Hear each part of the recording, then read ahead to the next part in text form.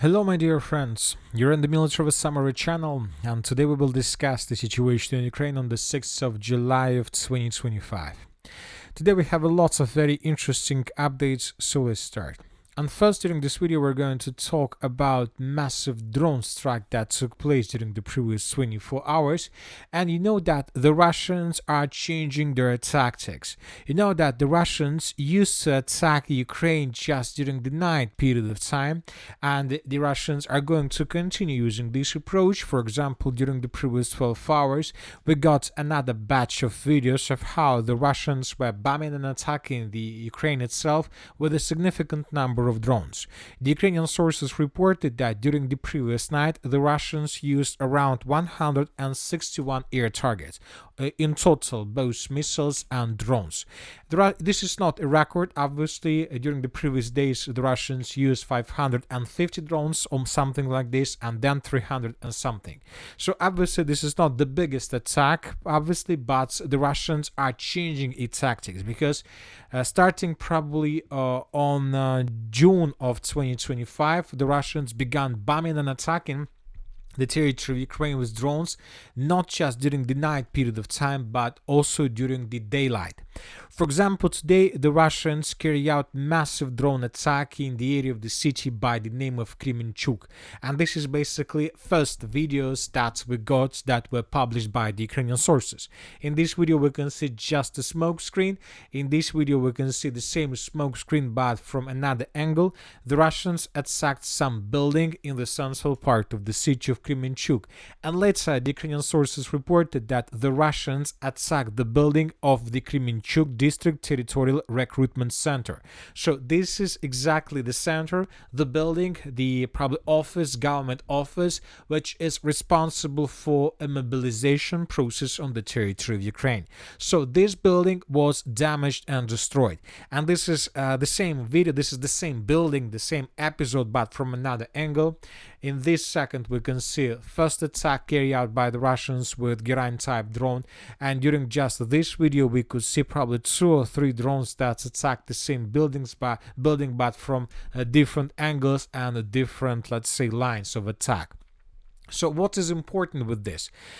If we increase the numbers of updates, let's say since the 20th of June of 2025, we could see that this building recruitment center wasn't the only center that was attacked by the Russians with drones. For example, a few days ago, the Russians attacked the recruitment center in the city by the name of Poltava. In this video, we can see also several attacks with drones during the daylight, not during the night, but during the daylight, when people can see this, when people can share this information with their friends, with their relatives, with their probably neighbors, and many other different types of people. So people can see, can film this, and can share with other peoples. And here what we can see is how the Russians are destroying the recruitment centers. You know that this is very important because this is not like an attack on Ukrainian military facilities or Ukrainian military objects or warehouses, ammo depots, fuel depots, or something like this. This is an attack, this is attacks on some office, government office, who is responsible for terror on the territory of Ukraine. We are talking about this bloody mobilization. I believe you've seen a significant number of videos of how Ukrainians kidnapping people on the streets, and the Russians are bombing the buildings that belongs to these people. Once again, on the 3rd of July, the Russians attacked the city of Poltava. On the 6th of July, the Russians attacked the city of Kremenchuk, and a few days ago, the Russians attacked the settlement of Kryvyi Rog. The same story. The Russians attacked the, let's say, recruitment center, and the most important thing that when the Russians attack these buildings, these government offices, first of all, they're checking not the videos, not the consequences of this attack. First of all, the Russians enter the Telegram channels, different pages in social networks with the purpose to read comments, because we understand that after every single strike, people all over the entire territory of Ukraine do the one important thing. They're making comments, they're leaving their signs, they're making their comments about their personal attitude to the situation. And several experts have already reported that the Ukrainians are pretty happy with these strikes. You know that this is something that Ukrainians currently began accepting. You know that every single action that the Russians have carried out since the beginning of the special military operation was something negative for Ukrainians. They didn't accept any move, any step of the Russian authorities and Russian military forces. And since the beginning of the special military operation, this is something first that the Ukrainians are happy to see. You know that this is very interesting because Ukrainians, they probably, most of Ukrainians, or at least those who are on the ground, or they're against the Russians. But the situation is that there is a group of Ukrainians, group of population, that Ukrainians, the total nation, probably don't like even a bit more than the Russians. Even we're talking about these recruiters.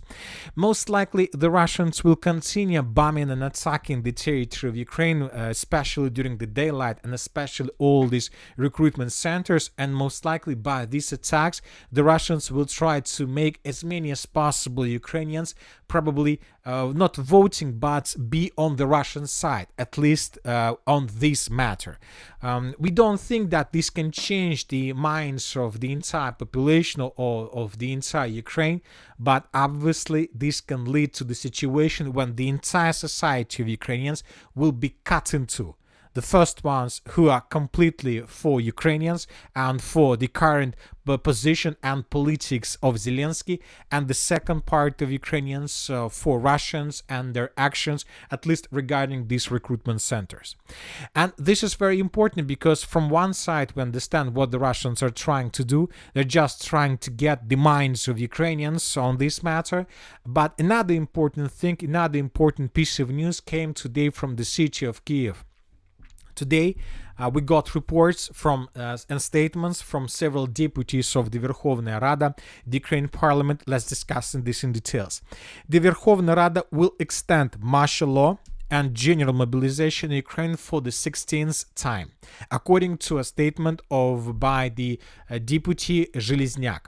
According to him, this extension will be in effect for 90 days from August 7th to November 5th of 2025, so another 90 days. And earlier, a number of sources reported that the US leadership expects Kiev to end martial law and call presidential elections, but most likely this wish of the White House will be ignored. We've been discussing this martial law probably since the beginning of this month, and we will continue this question because talks and statements made by different deputies don't mean that the Ukrainians are going to extend martial law. There is a legal procedure for this. It's going to be a law that should be adopted by the parliament of Ukraine. Then we should see some papers and some orders that can be signed just by the president of Ukraine, and only then we will see the extension of the martial law in Ukraine. So we're not saying that we don't know for sure whether it's going to happen or not, but obviously this is going to happen. We're just trying to tell you that this is still is like a question. This is still a question.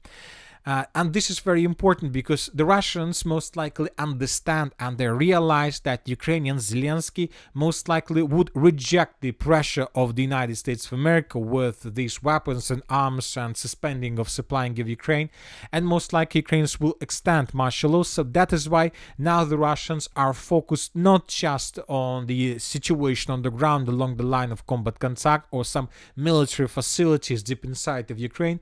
Now the Russians are planning to change tactics, and during the next days and months they will try to destroy for as many as possible these recruitment centers, not just to make Ukrainians let's say on their side, yes, but to ruin the entire mobilization process of Ukraine, because this is very important, not just to take the cities and villages along the line of combat contact, but to make the situation when the Ukrainians have no chances to carry out successful mobilization. Furthermore, today we start receiving reports, some very, I can't say reliable or not reliable, but probably very famous Ukrainian politicals stated today that this autumn, in September of 2025, we should expect the official begin of mobilizing women, and this is going to happen as early as September. So during the next 3 months, we're going to see lots of talk, conversations, probably dialogue between different groups of Ukrainians, and most likely in September, or at least in this year of 2025, Ukrainians will most likely adopt necessary laws which will allow these recruiters from recruitment centers to begin mobilization of women. And this is going to be another wave of disaster for Ukraine as a state. Anyway, let's wait and see what is going to be next, but obviously the situation is getting worse and worse. Now let's discuss the situation on the ground, and today the most fantastic reports and updates are coming from the northeastern part of the Kharkiv Oblast, more precisely from the city of Kupyansk. Today the Minister of Defense of the Russian Federation made the most fantastic statement since the beginning of the special military operation. The Russians reported that the units of the group of forces west, as a result of decisive actions, managed to establish complete control over the village by the name of Sobolevka in the Kharkiv region. So when talking about this village, this is the village we are talking about. As you can see, this village is located to the west of the city of Kupyansk, and obviously this is the most fantastic statement, because if this information is correct, if the Russians indeed managed to establish complete control over the village of Sobolevka, this means that the Ukrainians who are currently located on the territory of the city of Kupyansk and Kupyansk agglomeration were caught by the Russians in cold room. So this is very strange situation, because we still haven't received anything when talking about videos and geolocations. Different mappers still haven't confirmed this information, so we are waiting for additional clarification, but the situation obviously very strange and fantastic. Few important details that I would like to point to your attention. First of all, we need to understand that this is not the first statement and report published by the Minister of Defense that was left without geolocations and videos that can confirm the presence of the Russians in these villages and in this area to the west and the northwest of the city of Kupyansk. If we increase the numbers of updates, let's say since the beginning of June, so a month and 6 days, the last geolocation where the Russian soldiers were spotted and discovered took place in the northern part of the settlement of Kondrashevka. So this is exactly the video I'm talking about. This is the last geolocation in this area, and according to this geolocation, most of the mappers adjusted their maps around the city of Kharkiv. In this video we can see how Russians established 2 flags on the square in the northern part of the settlement. There is a Russian flag and there is a sign of a unit that was most likely responsible for offensive operation on the territory of this village.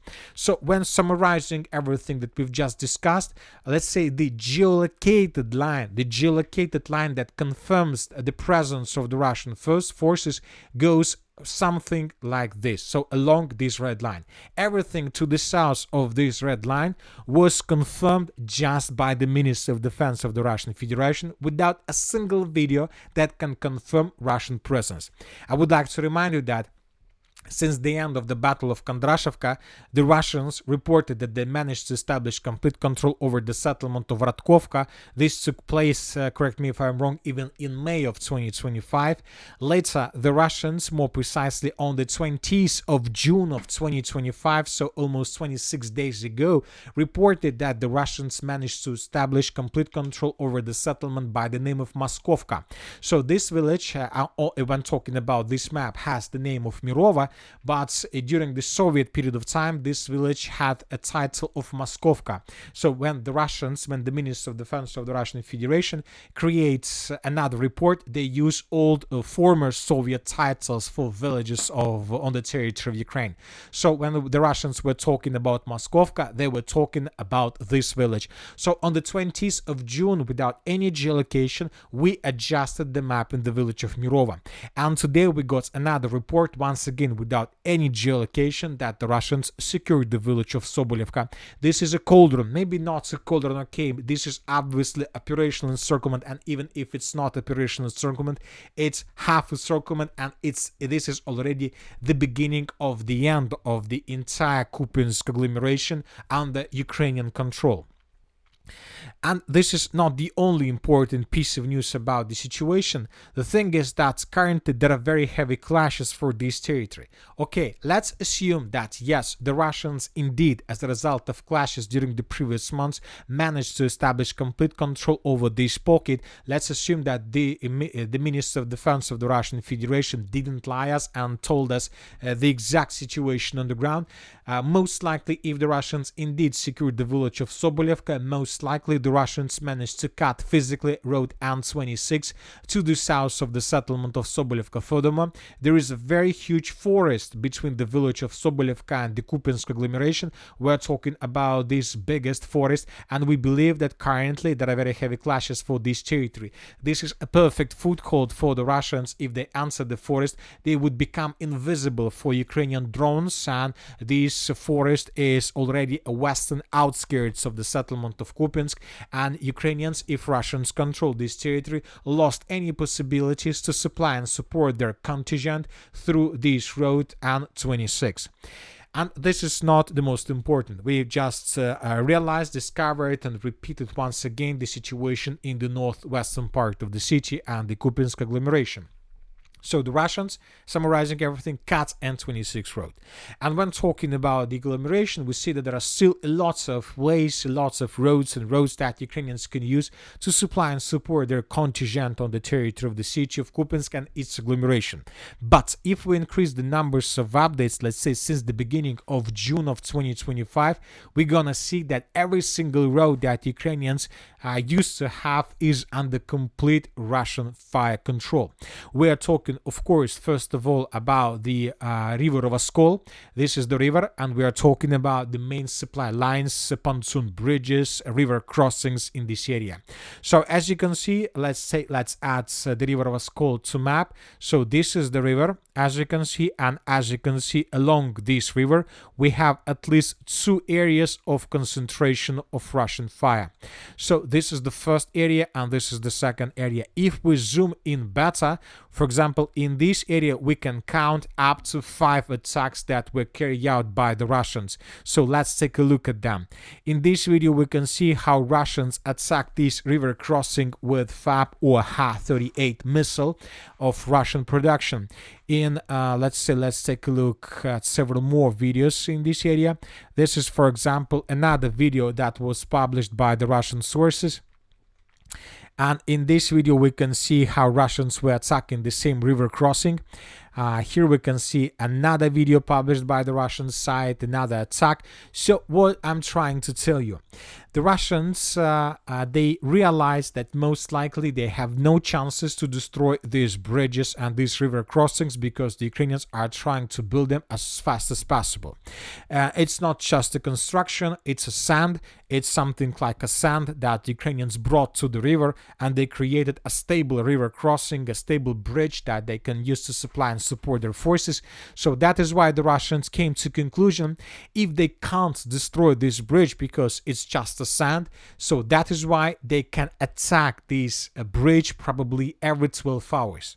So the Russians are doing just one thing. They attack this pontoon bridge, let's say every single 12 hours, or let's say every single 24 hours, or maybe sometimes from 8 hours to 8 hours. The most important thing is to attack this area with most powerful weapon they have, and obviously if there are some Ukrainian soldiers, they would be damaged or wounded by parts of these missiles or bombs. So this is the first area of Russian control. If we go a bit further in the southern direction, we're gonna find another river crossing, and here we can see even a bigger concentration of Russian fire.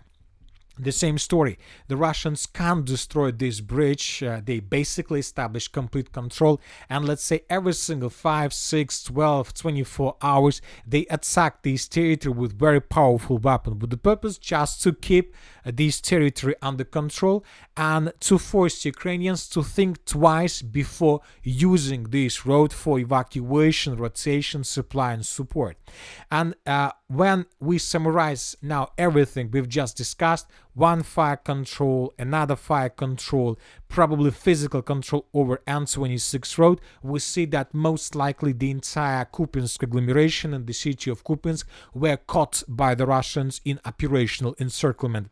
And obviously this is a very interesting page of the special military operation. Of course, before moving further, before making additional projections, it's better to get at least one geolocation that can confirm Russian presence in the western and the northwestern part of the city of Kupyansk. We are waiting for this, but when talking about other mappers, including pro-Russian resources, pro-Ukrainian resources, and neutral mappers, telling you the truth, nobody adjusted their maps based on the reports of the Minister of Defense regarding Sobolevka and regarding the village of Mirova. So the situation is very complicated. Sometimes the situation is fantastic. It's better to wait and see. But when talking about the Ukrainians, of course, they're not sitting on their place. They're trying to maneuver and they're trying to find a solution how to improve their position so they will be able to hold these Kupyansk for as long as possible. And Ukrainians came just to one conclusion, that to save control over this side of the river Oskol and over the Kupyansk agglomeration, the only thing that Ukrainians can do is to begin counter-offensive operation from the city of Kupyansk in the southern direction towards the villages of Kolesnikovka, Kruglakovka, Zagryzovo, Boguslavka, and Novokruglakovka. So currently the Ukrainians are trying to counterattack exactly in this area with the purpose to cut this salient, this foothold along the river Oskol, and this can allow the Ukrainians to restore logistic of the entire city of Kupyansk, which will obviously can give them another month or 2 or 3 of controlling these territories. And for example, during the previous 24 hours, several neutral mappers adjusted their maps in Ukrainian favor. As a result of counterattacks, Ukrainians managed to restore control over at least 2 strongholds. Furthermore, a few days ago, probably in July of 2025, we got this video from the central part of Kruglakovka, and here we can see how Russians were attacking Ukrainians in the village of Kruglakovka. A lot of FPV drone attacks, and one of the attack was geolocated, and this is exactly the point that the Russians attacked.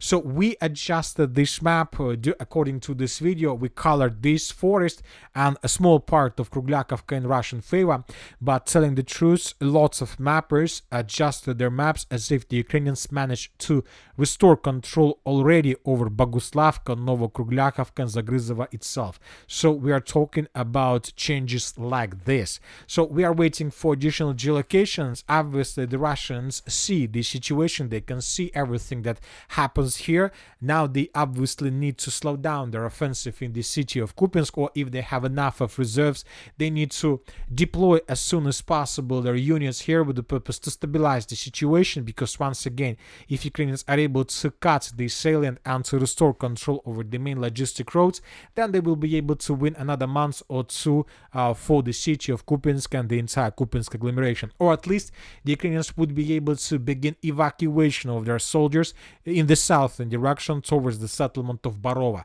and Russia's plans to create a cauldron will fail. Now let's move further and let's discuss the situation in the Siversk direction.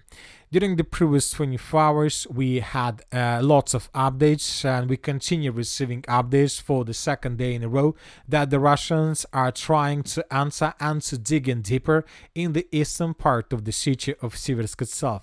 During the previous 24 hours, we got lots of videos, probably archived 3, 4, 5 days ago, how the Russians were bombing and attacking the eastern outskirts of the settlement. But once again, several very reliable resources published today that the Russians are trying to enter the city of Siversk and to establish control over first buildings, at least in this part, in this micro district. So we are waiting. Maybe the next days, several days, we're going to receive first videos that will confirm this. Now let's discuss the situation in the Kostyantynivka direction. As you can see, according to geolocations and their concentration, the most important updates are coming from the area of Alexandra Shultina and Belaya Gora. From this area we got the biggest number of icons in geolocations, and due to this concentration of fire of FPV drones and artillery and aviation, we came to the conclusion that the Russians are about to launch their major offensive operation in this direction, with the purpose to cut this pocket completely and to maintain the line between the settlements of Doomsday southern, Dilievka northern, and Alexandra Shultina and Pritekyna. I would like to remind you that several days ago the Minister of Defense of the Russian Federation reported that as a result of clashes the Russians secured the village of Pritekyna completely, and now most likely the Russians are going to attack from the village of Pritekyna in the southern direction. I would like to remind you that all these defense layers that were created by the Ukrainians were designed to repel upcoming attacks from the south and from the southeast, but not from the north. So most likely the Russians will be able to establish complete control over this territory in coming days, and this is going to be the beginning of the battle for Kostyantynivka. Now let's talk about the Dnipropetrovsk direction. Just this morning, during the previous video, we were talking about additional progress on the ground by the Russians that was confirmed by pro-Ukrainian mappers and by neutral mappers. And today, the Russians, several hours after, published this video. The Group of Forces East published this video where we can see how Russians were taking under control the village of Piddubne. In this video we can see everything, every single episode of battle for the village, starting from the artillery preparation and ending with the surrender of Ukrainian soldiers and retreat towards more reliable position. And in the end of this video we can see several episodes how Russians raised their flags in different parts of the settlement of Piddubne. Based on this video and based on the report that was published by the Minister of Defense of the Russian Federation, most of the mappers adjusted the settlement of Piddubne under complete Russian control. This is not the end. Today we got reports that the Russians answered the village of Tolstoy, and by the end of the 6th of July several mappers adjusted and colored the village completely in Russian favor. Today the Russians answered the village of Mirne. There are very heavy clashes, and the Russians answered the settlement of Voskresenka. So tomorrow maybe 3 of these villages would be taken by the Russians, and we might see a huge report published by the Minister of Defense of the Russian Federation. As for the Zaporizhzhia direction, there are still very heavy clashes for the settlement of Kamenska, but according to information we have, during the previous 24 hours, the Russians managed to improve their positions by taking under control additional block in the northern part of the settlement, and according to information we have, the Russians almost finished the battle for the southern part of the settlement of Plavny. So this is the way how the map has been adjusted. So the Russians secured this part. We have geolocation that confirmed this. Ukrainians published this video how they were attacking Russian units on the territory of the settlement, and several pro-Russian resources adjusted their maps in the southern part of Plavny, coloring this area under complete Russian control. So we expect that during the next 2 weeks the village of Kamensk and the settlement of Plavny would be taken by the Russians under complete control, and most likely the battle of Stepnogorsk will begin. And that's it for today. Military Summary channel reminds we condemn any violence in the world. Thank you for watching. Subscribe to my channel, put your likes, join my Patreon, and have a good day. Bye bye.